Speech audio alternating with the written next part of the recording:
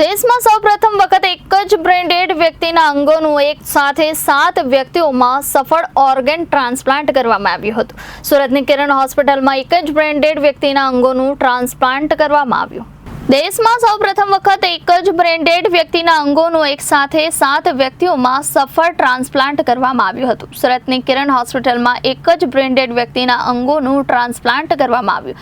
એક સાથે 7 વ્યક્તિઓમાં સફળ ઓર્ગન ટ્રાન્સપ્લાન્ટ કરવામાં આવ્યું। સુરતના 51 વર્ષીય બ્રેન્ડેડ પન્નાબેનના અંગોના દાન થકી 7 લોકોને નવજીવન મળ્યું હતું, જેમાં ફેફસાનું ટ્રાન્સપ્લાન્ટ 34 વર્ષના પુરુષમાં કરવામાં આવ્યું અને લીવરનું ટ્રાન્સપ્લાન્ટ મુંબઈના 42 વર્ષીય પુરુષમાં કરવામાં આવ્યું હતું। કિડનીનું ટ્રાન્સપ્લાન્ટ 38 વર્ષીય મહિલા અને 57 વર્ષના પુરુષમાં કરવામાં આવ્યું, ત્યારે હાથનું ટ્રાન્સપ્લાન્ટ 43 વર્ષની મહિલામાં કરવામાં આવ્યું।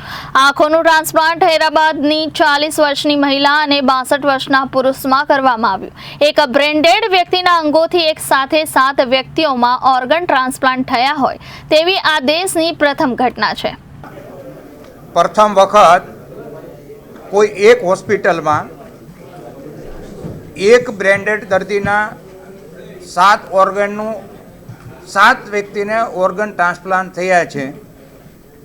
એ આ કિરણ હોસ્પિટલમાં પહેલું બન્યું છે, એટલે કિરણ હોસ્પિટલના ડૉક્ટર ટીમને હું અભિનંદન આપું છું।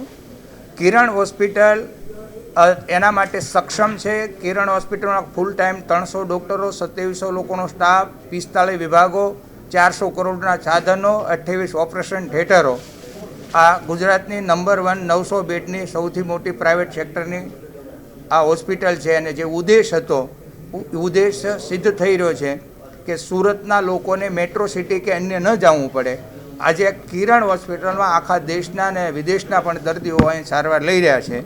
અને આજે આપણે એક સાથે એક હોસ્પિટલમાં એક જ દિવસે 7 ઓર્ગન ટ્રાન્સપ્લાન્ટ કરી અને સુરતનું નામ આખા દેશમાં રોશન કર્યું છે।